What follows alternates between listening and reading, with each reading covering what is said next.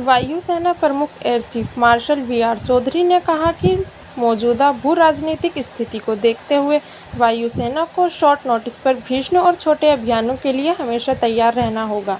Air chief martial Chaudhary ने वायुसेना के सैन्य साजो-सामान से संबंधित सेमिनार को संबोधित करते हुए कहा कि इस तरह के अभियानों के लिए सैन्य साजो-सामान से संबंधित तौर-तरीकों में बदलाव किए जाने की ज़रूरत है।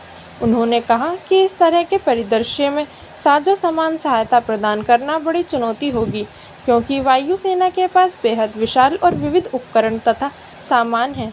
उन्होंने कहा कि इस तरह के लॉजिस्टिक्स सिस्टम के लिए हमें सेमिनार में वाजिब सवालों का समाधान करना होगा।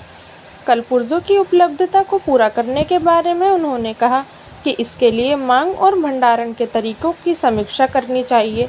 इसके लिए ज़रूरत आधारित इन्वेंट्री प्रबंधन प्रणाली पर काम करना होगा। उन्होंने कहा कि आपूर्ति में बाधाओं को दूर करने तथा आपूर्ति श्रृंखला को बनाए रखने के लिए खरीद रणनीति पर भी नए सिरे से विचार किए जाने की ज़रूरत है।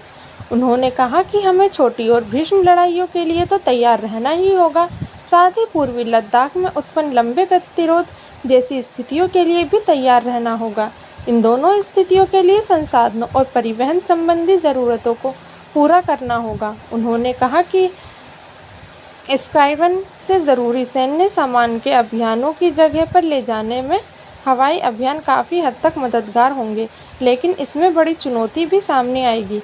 उन्होंने कहा कि आपात स्थिति में सड़कों का इस्तेमाल मुश्किल होगा, क्योंकि वहां पहले से सेना का आवागमन बढ़ जाता है। इसे ध्यान में रखते हुए हमें एकीकृत सड़क और रेल प्रबंधन योजना बनानी होगी। साथ ही असैन्य मालवाहक विमानों के आपात स्थिति में इस्तेमाल पर भी विचार किए जाने की ज़रूरत है। वायुसेना प्रमुख ने कहा कि सरकार की आत्मनिर्भर योजना के तहत सभी महत्वपूर्ण उपकरणों के स्वदेशीकरण की कार्य योजना पर भी काम किए जाने की ज़रूरत है।